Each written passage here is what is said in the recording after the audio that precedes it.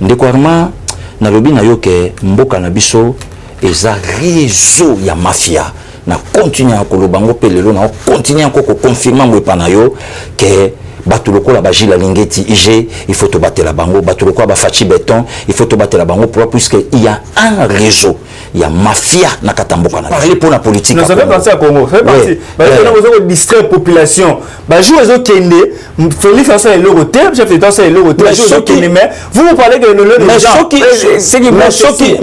de quoi lobby que Félix ça est le côté il faut na contredire nga oui que Félix ça est le côté non contredire était na Hollande pourquoi il faut pas loba mais ce qu'on moto ya lobito kanga yi monoko pourquoi donc il y a quand c'est la chose loba qui a été en tout cas ça la Félix ça ko katé bilan des ans négatif on a ngomona ce que no ba journaliste bo bimé belé mais ce que tant loba ngo pourquoi pas les lope ba journaliste bo sel ngo démission que le président de l'Assemblée a parlé n'a pas député n'a c'est ça avec l'hypocrisie bon se détacher n'a pas groupes armés mais non c'est un message fort grande sœur Nabiso Sylvie Bongo motuna et outil pas Sylvie Bongo monsieur l'inspecteur pour na nyozo kangaka mayanga bamboto zo tika bango Gilles Lingeti a répondu à l'obi bamboto bakimi bango nyoso baza couvert na immunité. Vous informer au quotidien c'est notre devoir, chercher l'information pour vous c'est notre passion. Madame et messieurs, bonjour et bonsoir, ça dépend de l'heure que vous nous suivez de partout dans le monde entier. Bienvenue à votre chaîne Rumeur de Kinshasa et votre émission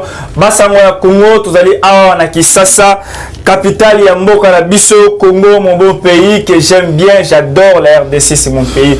Na pona vous la Congolais, tenza menef atinda était dans la Congolais, na la sengomi vous la Congolais fier de l'être. Je suis passé sur ce plateau, je suis avec les communicateurs le plus suivi, le plus influent. Il parle bien, il s'appelle Pasteur Guili Bokwala qui je dis bonjour et bienvenue à Basamoya Congo. Merci beaucoup mon ami, bonjour à toi, bonjour aussi na bande konyos Bazolanda biso. Je sais que vraiment vous ne serez pas déçus, moment nyonso bozana biso na plateau. Matoni Pasteur Guili tourne directement na solta mboka na biso, plénière après rentrée parlementaire session ordinaire oyo. Tout le monde ndékombo sur la plénière les bandits. Après un moment, bah député il y a Est, bah sangani par caucus, bah manifester na kati ya Assemblée nationale, la kati ya plénière en plein plénière, bah manifester pour que na ba calendrier au votaki ba tenir compte il y a insécurité na mboka na biso, massacre ko sala na Ruchuru, na Beni, na Likasi, kuna département na non, na Est wana stobu na grand Kivu, les deux Kivu na Bukavu, na Buté, na Rubero, na Ruchuru, na kuna tout.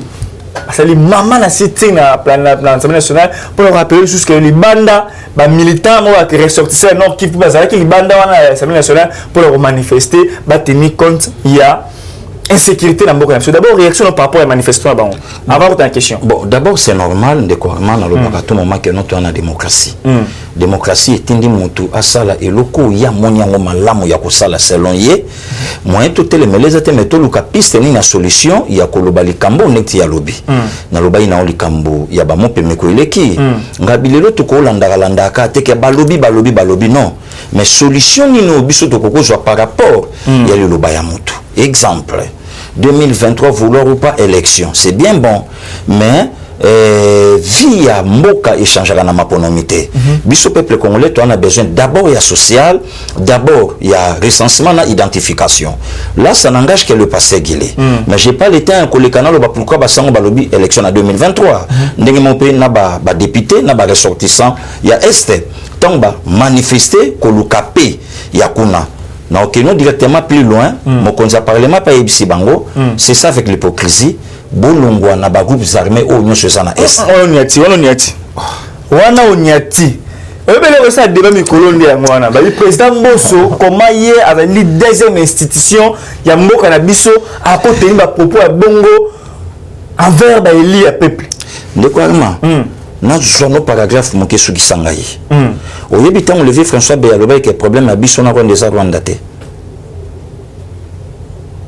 Na minyu kamuke pour ngato sola so yambinga. Anga pe na ngana poussa ba réflexion et puis so valeur à makambo lo basko ponanga. Tant on que c'est pas le Rwanda. Na même encore plus loin, tant mo konzamboka a ipse Paul Kagame ngana on toza ba le 15 là. Mais les deux frontières ça censé vivre timo kile comme anasuka. Bimisa sikoyo mo clair na katuana. On remarque qu'en réalité, où c'est comme si il n'y a pas un problème entre la RDC et le Rwanda. entre guillemets, c'est comme s'il n'y a rien. Alors, c'est qu'on a même plus loin. Mbosso n'est pas abruti dans la politique en Bokananga. C'est un grand routier. Tant que le lobby n'a pas tout n'amiko, cessez avec l'hypocrisie. Bolon a un groupe armé ça fait partie aussi. Il y a mon solution. Il y a un colonel à Benga na téléphone à bi recensement faut savoir plus que ça fait partie aussi. Il y a Kimia na Est. C'est qu'on passe le Giri à Olobanin. À boire qu'il est bango balé. Et puis c'est bango vérité. C'est ça avec l'hypocrisie. L'hypocrisie n'est pas double face. Côté aux Congolais députés, côté où nous a numéro 1, il y a la groupe armée. C'est ça l'hypocrisie. Ah, est-ce que je y a tout gang à poto si ça guerre à Est, oh, yom topé sa rasco yo, ba rebelle munition, yom topé sa bango piste, yom topé sa bango te mikolo botake kotoyo, et ça profite na banane. C'est ça maintenant le vrai problème. C'est que pourquoi l'ingi passé Gili a voilé monoko. Donc, pour président Bosselo, à bien à l'ongi, à lui, c'est en vérité. A lobby yango batunyo soba yoki batunyo soba moni mikoro mais monsieur Bekino ndeti Jacques Katende abikino le roi président Bosso bongo fo atanga ba kombo là-bas on est-ce que connaît contexte mosusu mais on déjà ça lobby a lobby déjà on est comme ce contexte mosusu mais on y a ça lobby puisque soit atangi ba kombo il faut l'état congolaise ala ndela sko ba kombo wana immunité fait quoi ya immunité fait quoi ya et bato yo peut déjà basi ba lobby li bango en bloc ils se sont déjà touchés. Qui est Bibiso. Partout pour réagir. Continue la journaliste, on a la télévision, non, président Bosso. C'est ça les Congo. C'est ça les Congo. Nayebi c'est que on a la plateau. Il y a une ligne à partir dans l'IDPS, tout ça, électron libre. Bateau na yé na plateau na yo. Non sans pour autant. Donc Bisso, tout ça mouvement informel. Les parlementaires debout. Nous ne sommes pas des communicateurs du parti.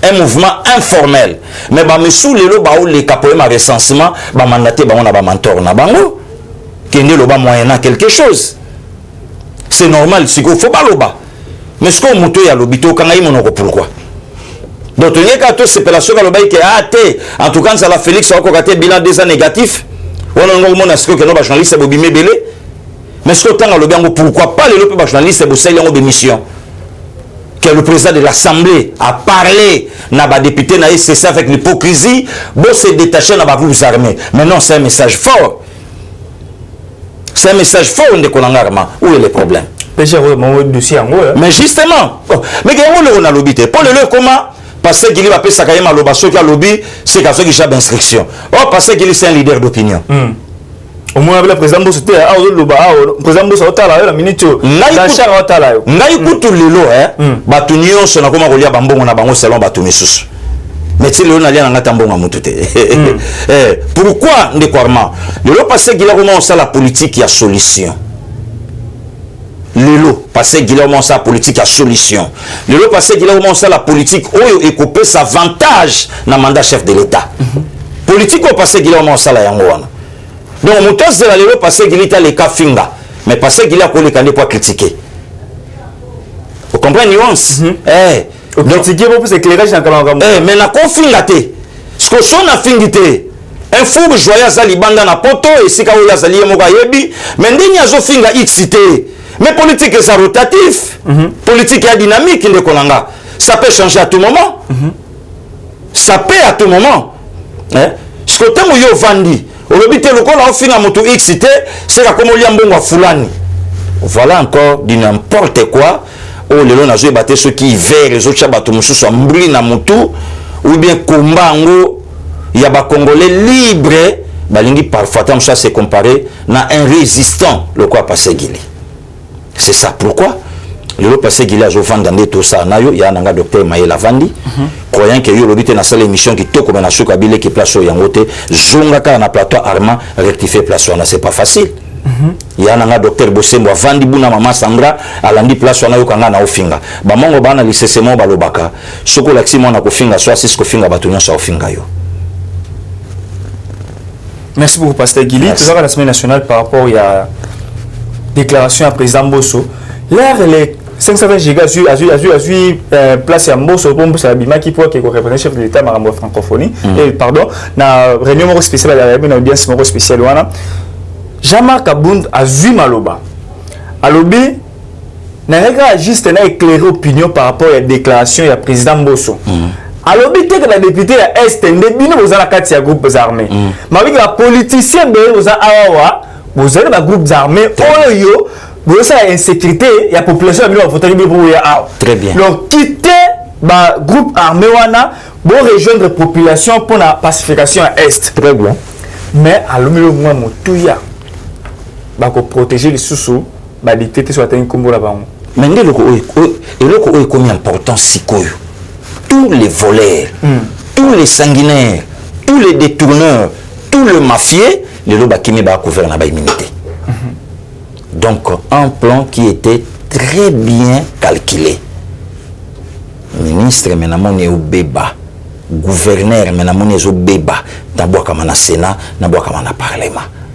Ce que simbi na immunité, au simbi na immunité, mais ndeko Armand na osengande na osana mission le kapi la constitution et ça na katasak na otanga pour et permettre les loba to ba yebake tant mutalobaka immunité on doit s'expliquer immunité par rapport ya ba action na oyo sali moment oza couvert na immunité mais lelo mutazalaka PDG ayiba lelo akimi a commis sénateur azolo balobi na couvert na immunité yoka eloko constitution lobby article 107 pour le loba juriste fayeba sa musana bango mais le loba okoka souhaiter surtout pasteur Gila comment autant la constitution obligé papa c'est en forgeant qu'on devait forgeron aucun parlementaire ne peut être poursuivi recherché arrêté détenu ou jugé en raison des opinions ou votés émis par lui dans l'exercice de ses fonctions.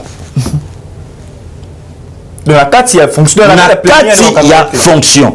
Aucun parlementaire ne peut en cours de session être poursuivi ou arrêté, sauf en cas de flagrant délit qu'avec l'autorisation de l'Assemblée nationale ou du Sénat, selon les cas. Mais si ko awa mutazala ka PDG asala ba bavir na ki PDG asala ba bavir na ki PCA a commis siko sénateur alingi abika au moment où ya sali dégâts tant que sénateur au moment ba olandela ye na bavir où ya sali tant que la ki PCA exemple na anticipé puisque toi na biso pe quand même na carte émission de konangarma guerre bimi entre quelques sénateurs na Gilles Alinguet. On continue la CG maman. Oui, occasion on a lobby. Émission ça n'a biso mbalé. José Makila. Yem dalba kwa Abibisi makamboyo. Mais ba guerre ya vie José Makila et bimi na PCA. Oh, nini suna PCA. Na betelo lisolo. Betelo lisolo. Mbongo moko e bimi 24 millions de dollars américains batonga aéroport à Kolezi. Il y a une Gilles Lanterose, oui, une Gilles de betelo lisolo ndeko nanga. Ndeko na wej. Richard Manguez, non? Mouyej. Oui, Mouyej. Le vieux José Makila, il semblerait qu'à l'obéissance à la compétence n'a yoté, et à la compétence n'a. À l'époque, à ministre intérieur, il y a transport. Là, Rebima, aéroport et Salamate. Bah, vérifier rien, bon, Bima et Kabwana et Liama. C'est quoi, Gilles Alingeti atangi kombo motute Gilles Alingeti avec na consoeur na yo grande sœur na biso Sylvie Bongo motuna et outi pas Sylvie Bongo mais c'est l'inspecteur pour na nyozo kangaka mayanga ba mboto zo tika bango Gilles Alingeti répondre à lobi ba mboto ba kimi bango nyoso baza couvert na immunité mais ba yeba ke mandat et silaka nde mabe libanga na mulili ay ba kontu ba Sénat ba assemblée mais kasi yango yote Ndé yango sikoyo puisque mutunyo solelo a se poser tant de questions quand est-ce que bakanga Willy Bakonga mutunyo so poser tant de questions tandis que suite na bangwana kuna na makala bon ce qui te lobi likambo 555 millions construction il y a aéroport international en Njili tout mon projet Tala projet mouné Tala projet ba Olaksango Joseph Kabila Chibala Mupanzi vieux José Makila Mupanzi papa aéroport ezanga escalator aéroport ezanga ascenseur aéroport à niveau moko lelo na 21e siècle moderne mbongo liama baloba te ndeko nanga on a tra lelo bazo kemba moyen mbongo ekendezate puisque soit disant PCA za on a sur le côté ya lokwa bokabelier Gilles Lingeti aloba te hein nani ayebi te ke lelo ba sénat na ba parlement na biso et bombi ba vautour mobali sénateur moi si parlementaire mobali parlementaire moi si sénatrice baloba te ndeko na ngarma nde yango wana bozo sala motion bobenga Gilles Alingeti mokonza mboka longola ye au moment que ba congolais ba yoki plaisir à état de droit na nzela Gilles Alingeti. Ça c'est la folie. Mais ben il s'est fait ya koloba c'est la preuve. Ah la preuve nani ndé Moïse s'il faut qualifier non s'il faut Gilles Alingeti aya akoya na base nga passé gilina kozala biso base tokozala wana comme ça mukolo wana ndé mukolo tokoyeba qui nani azana monopole na Congo. Papa na bamboka mususu cela ne fait absolument rien pesaté. Na Angola ezate, na Côte d'Ivoire ezate, na Sénégal ezate, na Brazza ezate. Mais pourquoi dépotoir les na Congo? Sénateur José Makila sous mandat, venanga sénateur. Après ça biso bilan gouverneur Équateur. Après biso bilan na étant que ministre de transport. Après biso bilan na après biso bilan na ça n'engage qu'à tous la démocratie. L'IGF travaille avec la présidence de la République. Donc Moukonza IGF est ça chef de l'État. Et on va chef de l'État, va combien chef de lettres. Je l'ai pour répondre gros qualifié institution de sages. Pas une institution de sages. Il y a une lettre ouverte à président Sénat à féliciter Gilles Alingeti. Donc au bas un problème à l'individuité va engager un sénateur nyonso ka fingi Sénat. Non, à fingi sénateur à répondre. Il y a une différence à fingité. Alobi batu bayibi bambongo bangwana bakimi na Sénat na parlement tokosimba bango comment tandis que peuple azozela ayeba ke bamboto pe babandi ko kangama bamboto malin qu'ils sont bakimi bango nyonso kuna mabe la réponse de konanga mabe ça ba sénateur wana ba kuta na pe na base na nzela mokologie la lingeti ya koya kuna puisque ngape nazo conseiller faya. Alors voilà soit comment je joue Makila atteint comment il non il y a José yo mo un dossier tala voilà il y a un gars qu'on a s'agit la ligne qui conseil ayakuna et pas que ndeye mo to que na biso base to tambola na yi ya base isu comme sous base isu na bi bon netinga na ko sanga papa na botama na mboko mbali boso na mona ministre au samba na botama na mboko na ajo na komi na mona directeur ya cabinet au samba pour l'inspection générale à finance. Oui, ça l'a piétiné na Dolph Moussitou. Ça suspendra moi. Mais oui, au profit de qui? Au profit il y a réseau piétiné, il y a Moana de Kwarma. Et le lieu zongi est l'amour qui sous l'instruction du chef de l'État. Le lot batuba komi kobanga papa, dossier à Bukangalonzo sur 5 personnes, 4 personnes à Sénat. Ah, Armand. Tika kondo konanga. Faut fouiller sur le musom nene. Ouais. Amane ko bomba boba. Bomba na yo papa toza na démocratie. Ngape babenga ngana kende na tanga. 4 personnes à Bukangalonzo. Ouais. Bana Sénat. Ouais. Bon, il y a mataponi nani susu. Ah na yeba mataponi na dossier ngo état que premier ministre na lobi na yo justice mutakotanga bonga na kotanga tenga na pesi yo ka chiffre. Ngana pesi yo ka effectif. Yo continue. Yo loko yebi ba kombo yo continue. Mais là, on a un chiffre. 4. 4. So, yebi sanga, baza couvert na immunité. Donc, Congo ya bango. Congo ya bango. Et on peut anticiper, mais avant de na yo. Pasteur Guili Bokwala.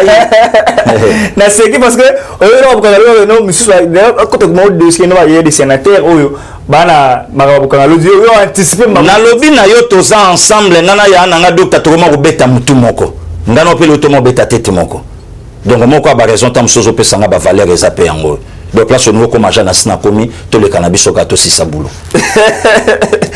Bon pasteur Guili Bokwala to continue na dossier ya karawana makambu ya senango yo IGF après ba recherche na ya salaki après makambu na ya sali je ne dois pas samba. Mais qu'est-ce et nous que le battre immunité. Donc vous avez immunité le gouvernement na ko beta yo ko moko ya Samsung mais et aussi mbaté totika justice. Émission là. Té totika. Et moi flash car ba ça. Na lobi na yo immunité motezo batela babiloko yo. Yango moni bato musu le bandi loba. Est-ce que mloko le vieux José Makila à côté les malelo ndenge justice ezo telema a loba na Gilles Alingeti ke ya koloba. Montaloba na biso régime Kabila régime ba sanguinaire ya bandoki. Abi le problème du Congo c'est Kabila. C'est Kabila. mais José Makila Gumba la Kabila c'est qu'il pas côté pe na régime à Bandoki si ça veut dire c'est qu'il pas côté pe na régime à Bacheta ya Banchor de quoi non tu avancer 1117 écoles supprimées na pays de quoi chamo moko ya la kawana na yo kaka mo ngo balubango soki fictif cha ngoko officiellement babi 1117 écoles supprimées parce que fictif bon non c'est officiel 1117 écoles oyo ba supprimé on a paye après enquête il y a IGF. Na quelle raison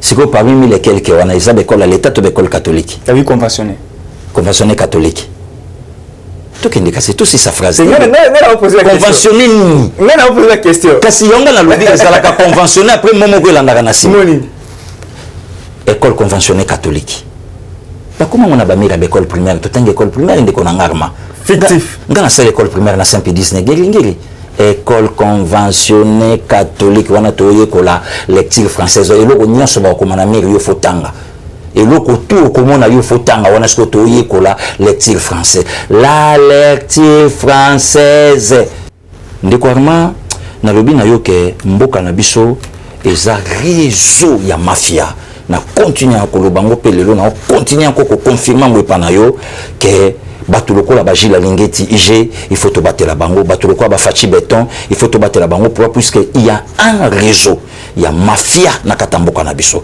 autant l'école n'Équateur nanga il y avait le bakonga ta l'école yebisanga ce que l'état bimsaka mbongo pour l'école wana ekendaka bon sikoyo tango ba supprimer yango en guise de quoi il faut enquêter ça là ma IGF pas ça répondre document officiel normal dossier wana il faut supprimer on a la carte ya nini ya grille à payer à l'état voilà sikoyo Égypte combien il faut payer à l'état et puis banani puis bazo payer yango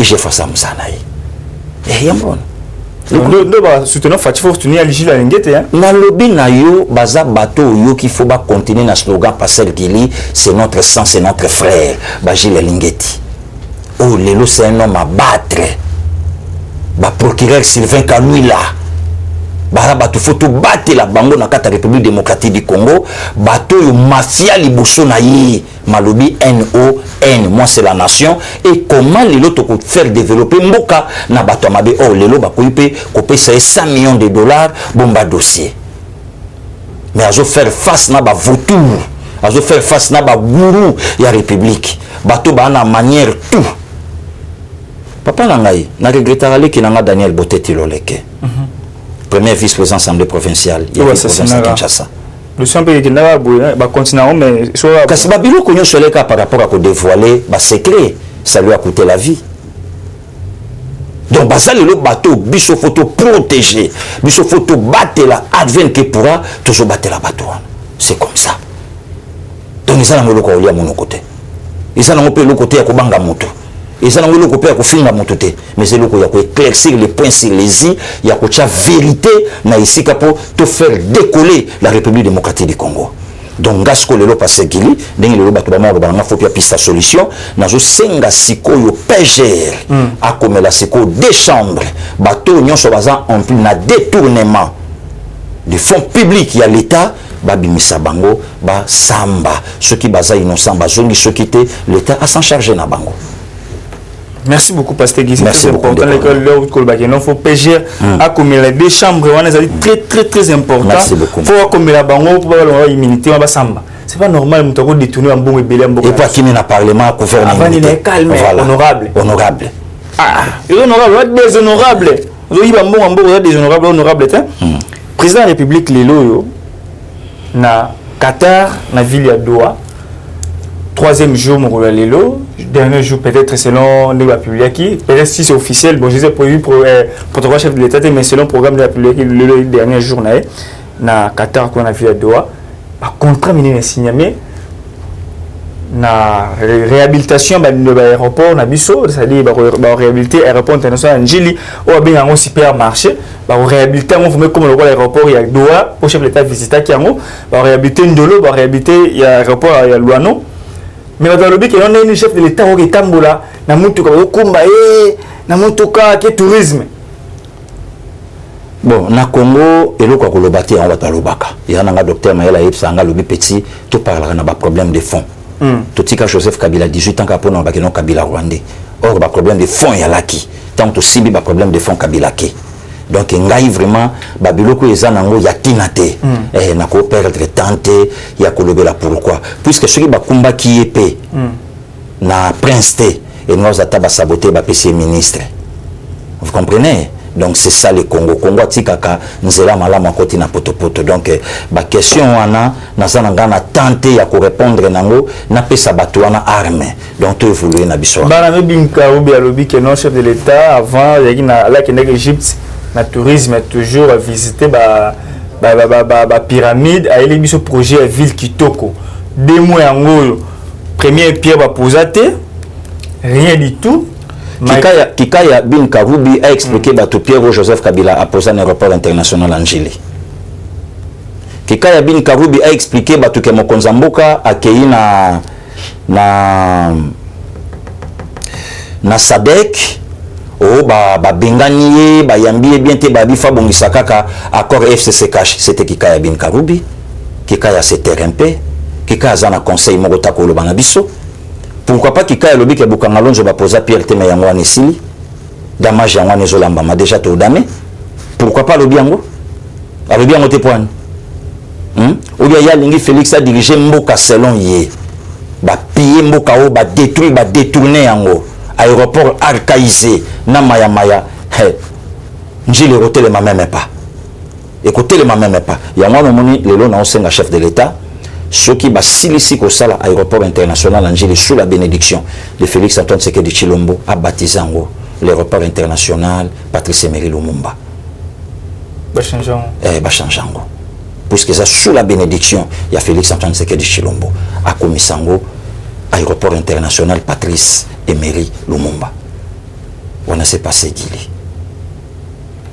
Pasteur Guili oui l'air zo kolobakeno a expliqué Kabila ça attend 18 ans te na ligne de répondre ye puisque ye montazala qui ambassadeur itinérant na ye Pierre Kabila a posé na njili Kikaya lobi nini ti lelo alo banona biso Kabila posaka Pierre sali boeti alo bana biso abi mo continuer comme ça la Kabila sala ya commande ya bis na ye ka 40 so bis ye ya Kabila lobi abi bo somba ya bino alobi locomotive ya commande wana nani oyo ko India Omari abi locomotive ye na Kasai ataki mission akomeninga isinga indeko mutuna bino no répondre ino mi bo biloko ye asika wana biza ya yitira ka Félix T eza ya Kabila sala la commande nende ye ya bino eza wapi ce sont des distraits na lobi ba India Omari ce sont des distraits na cause en attente na se rabaisser na répondre ce sont des distraits ayoki nde na ibisi si le bazo rêver na individu ne sera pas penser comment va développer Congo. Kabila fait 18 ans, qu'est-ce qu'il a fait? Donc le londe ba panzazan do Kabila. Le londe bazo bongisa mama ye mo Kabila. Ça c'est la sorcellerie. Donc autant ga kutu bango te songa na plateau na yo. Matondi mingi parce que gito évoluer directement dans mama Kinshasa na biso. Bolen poyi soumet na pétition 17 députés provinciaux. En tout cas, mon papa union sacré tozo senge kota partout. Na changement ya mboka ngana linga ko garder question na tout à la fin na ngobon na oyebiso le pourquoi et le comment pour na yebi le pourquoi et le comment so na betsango na ko avancer parce que nous tu fait le blé à suivre mais il peut à répliquer avec ça point de presse problème te faut dénoncer les députés et ben bima na yebiso je sais le comment et le pourquoi to betango lobby il y a dossier to betango lobby to c'est la point de presse to betango na ko expliquer le comment et le pourquoi ndeko nanga arma oyeba soka tangi ba député na pourquoi tanga bango lobité armatika na fongolo ba bloc mo boye donc ezaka net d'autres comme ja vendredi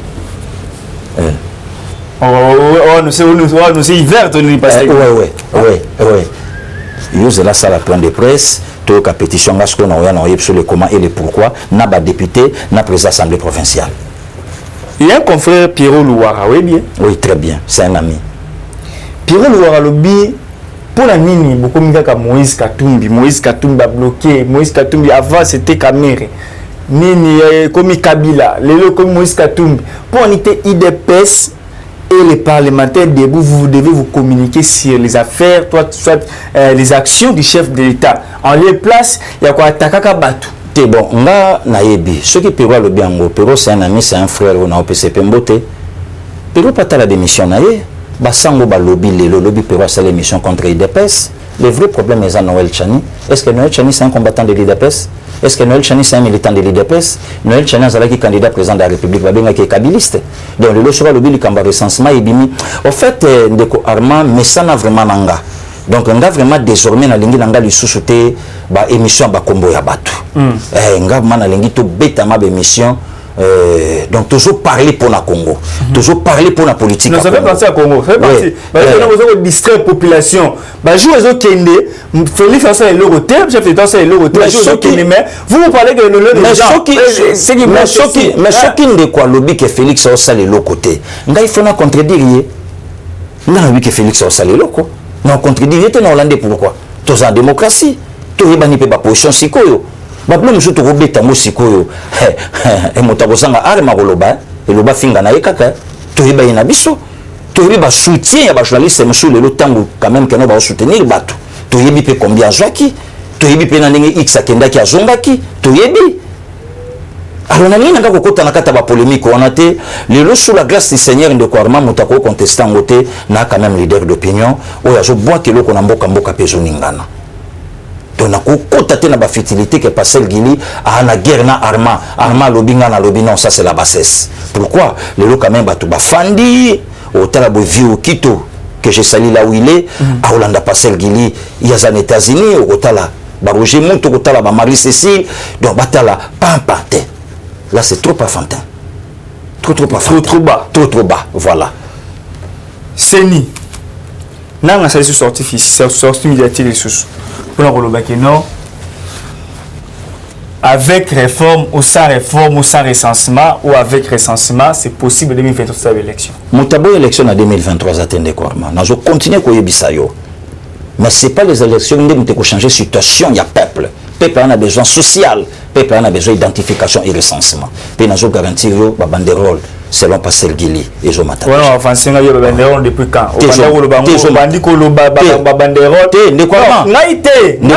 et Zomata. Na lobi na yo okozwango na image ou l'action en émission. Ba banderole et Zomata. Les élections oui, mais le social et le recensement et l'identification pour les peuples congolais. C'est les bails, tout ça en démocratie. Tout ça en démocratie.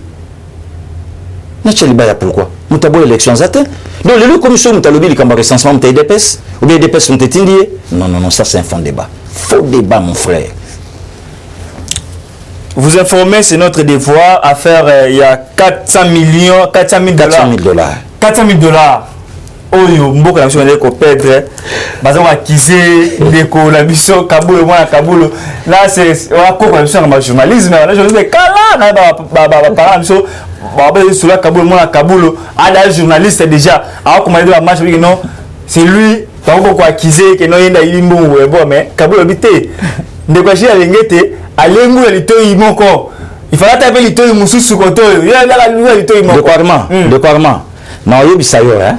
Tu peux savoir ta position. Tout ce que IGF a côté de la fédération. Ah, tu as boy. IGF a côté de la fédération. Tu peux savoir ta position. Les lots moutunions soit yebi fédération na biso moutunions soit yebi sport à Congo niveau Vandeli. Trop bas. Les lots, nous tu fandi trop bas. Tu vois ba mambe belé na bona fungula moutuna mtoza position. Et comme passer gila lo ba iso yo yebi ngai leader. Tant on a le béco magambe belé. Tout ce qui est IGF au quota. Dans le bino émission tout ça la jeudi, vendredi, lundi la semaine prochaine. Sur un collaborateur télévision au Ganga on a plateau bilo na beta. Et ça on met au Tchanasi. Na tchango na c'est puisque les cambango ils a sur na beti na au défensé. Et comme il faut les cambo pousser na ce qu'on a na landi. Mais sur armement lo na ibsaki yo talabo mon fédération nationale et lo ke bomi talabo mon les cambo talabo. On a ce que tous à la page. Bobo na Kabulo 400 millions. Te alobi na ye, ye mtalobi na ye. Alobi na condamné nga justice te. Alobi te. Ka pe ninga lobaki ije pa okili to ina ye. Parce que justice mtokata makamni na ba inspecteur mutunanga ki voita tamba kota na terrain. Vous l'effort. Na lela macha boulot pona motoki na ngai. Motoki na nene. Ngana bagaria ju boulot. Ah, tu as postulé, est-ce que postulé Kasna lobby à Salango depuis 2010. À Boulona, t'es pourquoi l'IGF a été pété. Par mentor, maître Naï Moutaniatara IGF peut permettre de ton parler sans Naki. Na tombe la solution la vie nanga Gérard Moulumba Jeko. Ah, li kamona ki kaba ba beng sa pa mboya ya funda na ba mapanga ya lingate ai mapanga ya ba tata mwasi ba maleki ba noko ba ni bo sangisa onyo so pesa ngoye. Aboya likamwa makambo mapanga ya biza après le pango. Na pe na tangi komba moto tenga bika IGF ba pietina ka yango 10 ans après moto nanga ki voit ta jubulo. Maintenant ni pasteur qui trouve vraiment la souka émission biso la position opposition il paraît je confirme pas trop sur l'information là que non FCC a Kabila ba singa porter par l'opposition donc na matin fait comme na simayana. Bon ngana na testament père l'IDPS au pouvoir opposition aux alate. Oh bah c'est un mini pas porter parole. Bon on a ce que parmi la planning il y a calendrier de l'Assemblée nationale. On a ce que ba osanga na bango na bango ba ibandeni ba osala biso to na pouvoir. L'opposition est bisoté mais la véritable opposition de biso siko ba biso ba chole ba président son to na simato otala ba président Neville ba cordon JC ba président Eric ba président Théo tous en ciment totala tous imélés voilà. Merci beaucoup pasteur Guéry, plaisir aux anayo à promettre biso bon jeudi vendredi samedi jeudi vendredi na lundi OK ba émission ande aux ala au pesi mambo boy pour la bête la question maloki OK na oka boy suka au frolon kali koli e bandi ngasko funa accompagner ne mituna zelo koyokate ukoyoka peuple kombola na biso libanda mboka boyo banenge pasteur Guéry ba kino abombiango ay boyoka ba boro ko bima awa ba dossier wa question o boyoka nene biloko ko bima biloko uti mbinguni lego bima voilà parce qu'ils ont fait ma souka et puis bakangi na nyoti recruter à FDL oyo na mboka so ya mabamba balobate ya babo mabat na est babo mi 5 personnes 10 personnes sécurité yomo lobi ndeko arma yomo to kanari mto a recruter ba FDL bakangi na phare de selongo ya mingi na bino sokola 3 na 4 ndenge bozo sa musaki to ko ta est kuna nebo parce que tu na souka émission na biso mo ya lelo parce que il y a mingi te ko lobela par rapport à mo ko ya lelo malobombo ka yo pour tout succès émission lelo. Merci beaucoup de Kouarma, Kolo Abatelayo. Merci Pena Bande Konyon Sobalandi Bisso, Majili Yadon, Yananga Kabeya, Kolo Abatela. Merci la présence et les tailleurs de tous les temps, de tous les jours. Toujours Kobaka Kanengen Zambé, Aomema Bisso, Yananga Bakem Singoi. Donc il n'y a pas de souci.